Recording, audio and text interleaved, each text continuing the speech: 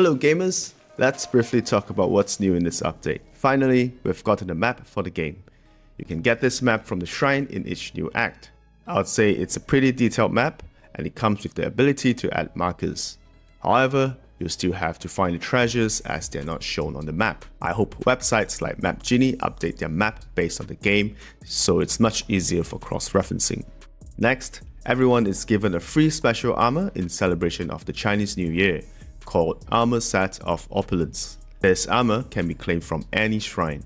There are two unique effects on this set. The headgear increases your movement speed and reduces stamina cost after a successful hit with a 3 or 4 focus point attack. This is not very fast. I still think the Pilgrims is much faster. By equipping the leggings, you gain a brief moment of invincibility with jump-like attacks. This set is also upgradable. You gain a new set skill when you reach purple tier. Your Ring of Fire now shoots firecrackers. Sadly, they don't do any additional damage. Overall, I think this armor set is just cosmetics, so not very useful. We now have two brand new modes which can be accessed from the Keeper's Shrine. One being the Return of the Rivals and Gauntlet of Legends.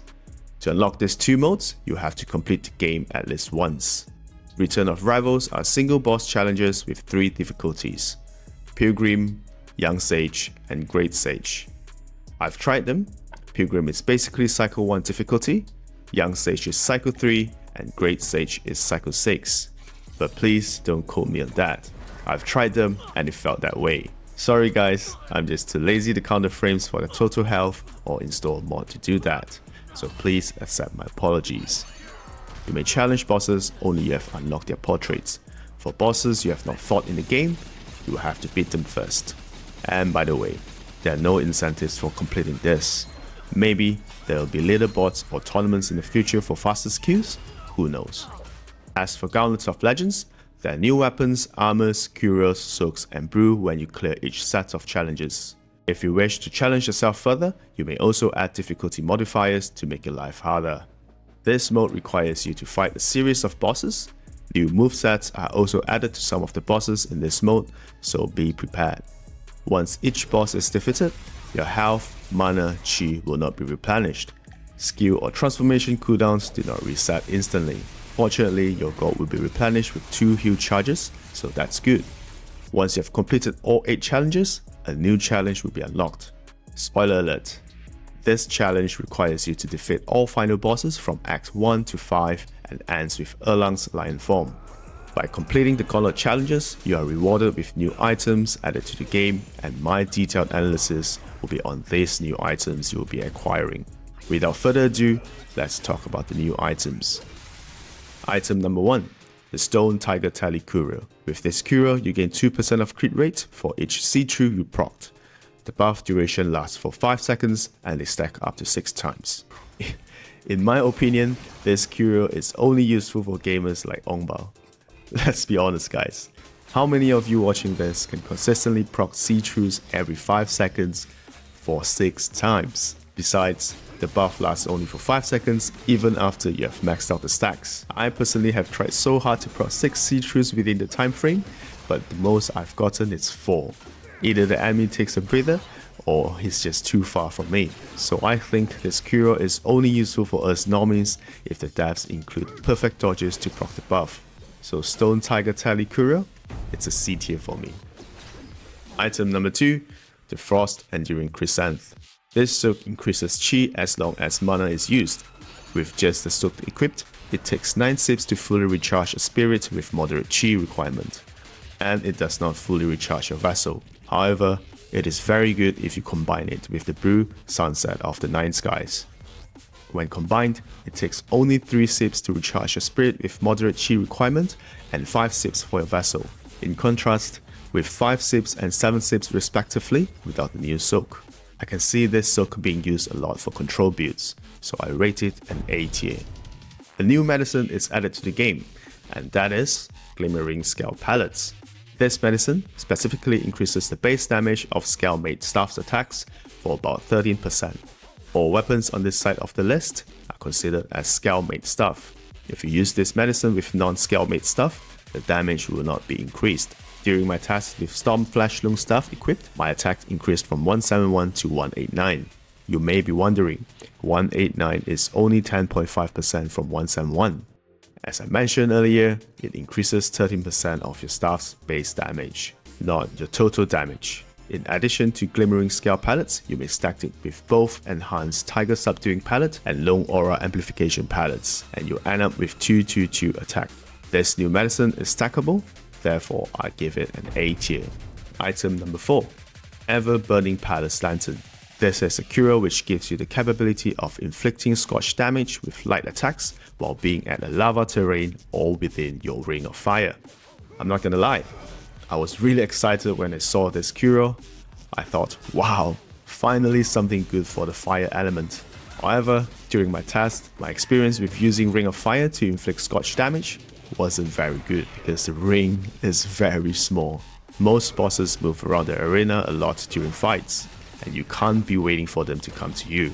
Even if you do, you won't have enough time to fully inflict any scorch status with just a single Ring of Fire. With that being said, this curio isn't very good to be used with the Ring of Fire. Now, let's give it another chance and try it at the lava terrain. So, by lava terrain, the death literally means while being on lava, not anywhere in Flaming Mountains. I've tested this on multiple bosses in Flaming Mountains and nothing worked. Besides, if this curio is only useful on lava terrains, the chances of bosses being immune to scorch is almost 100%. Sadly, this curio is a D tier for me. C tier if you still get the scorch effect to work while Ring of Fire is active anywhere in the arena. Item number 5, Leeching Centipede Stuff. It comes with 130 base attack and 15% crit hit rate. All moves that consume focus points restores a small amount of health upon hitting the enemy. If the enemy is under poison state, the healing effect is massively enhanced. Sounds familiar? The Adept Spine Shooting Fuban Staff and Visionary Centipede Staff does something similar, but this one is much more powerful. Both older weapons recover just a little bit of health and only work with a charged heavy attack. However, this new stuff does a way better job if your priority is seamless healing while attacking with your C-Trues. And again, this is further enhanced if the enemy is in a poison state. Take a look at the comparison without poison state and with poison state. You're healing almost a double amount while the enemy is poisoned. I rate this an A+ tier stuff, and with the new damage upgrade and pretty good crit rate, hybrid poison / spellbinder or spellbinder builds will love this weapon. Item number 6. Sour Wine. With each sip of sour wine, you'll restore 24% of maximum health. Your actions now use more stamina for a short duration, but at the same time enhances the damage dealt by all charged heavy attack and varied combos. In my opinion, this will be hardcore players' favorite wine, as there is no other wine that increases charged heavy attacks and varied combo attacks. Spellbinder users and no damage users will love this. This new wine is an A tier for me. Item number 7, we've got a new soak. Robust Antler. With the new soak equipped, using your gold increases your attack by 10% for a duration of 15 seconds. Needless to say, this will be Spellbinder's users' favorite, especially when coupling with sour wine. This new soak is also an A tier for me. With item number 8, the devs have given us a new stuff called Qing Mallet. You continuously gain focus after seeing through the enemy. The focus gain is very obvious, and this is a good stuff especially for those who like smash stance. While being in smash stance, occasionally you'll find yourself running out of focus point for see-through while being in smash stance, and then you'll have to do some light attacks to replenish your focus points. By equipping this stuff, you reduce your exposure with light attack combos, the ability to constantly charge your focus, and your smash stance combos become more fluid. Not forgetting that this also works for other stances. Each see-through charges around 1 focus point, and just look at how crazy it is if you can constantly see through. This stuff really changes your combo dynamics in a big way. Freaking love it. This is an S tier weapon without a doubt. Item number 9, Fragment of the Ocean Saturn Pillar. This is a curio that massively extends the duration of the Great Sage form and increases your attack while being in the form. Remember how everyone was complaining about the 1 minute Great Sage form? The duration is now doubled to 2 minutes instead of 1 minute. and 2 minutes is a really long time. Besides that, damage is further increased by 15% compared to the normal 25%, and that's a total of 40% damage increment. This is a very good curio for people who like being in the Great Sage form, however, it isn't a very versatile curio for other builds. Therefore, this curio gets a B+. Item number 10. 3 Hue Crown. If you haven't noticed, this headgear is Erlang's headgear. While equipping it with tri-point double-edged spear, it enhances your light attack combos.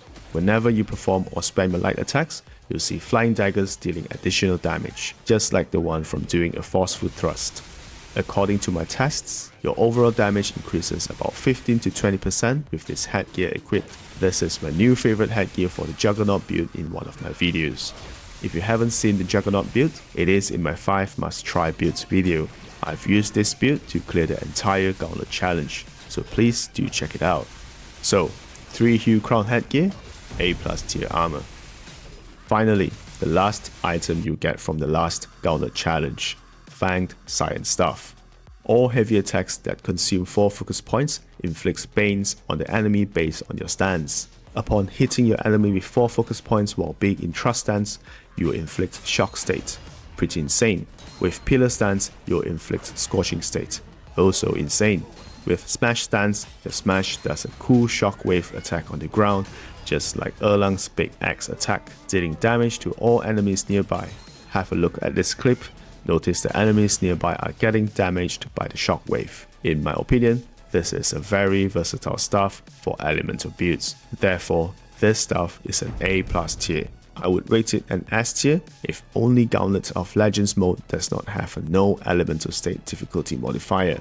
I hope this video has helped you with understanding all of the new items in this patch. Overall, I think the devs did a really good job with the update, adding about 2 to 4 hours of gameplay from Gauntlet of Legends mode itself, depending on how skillful you are. Anyways, this is all for this video, and I'll see you guys in the next one.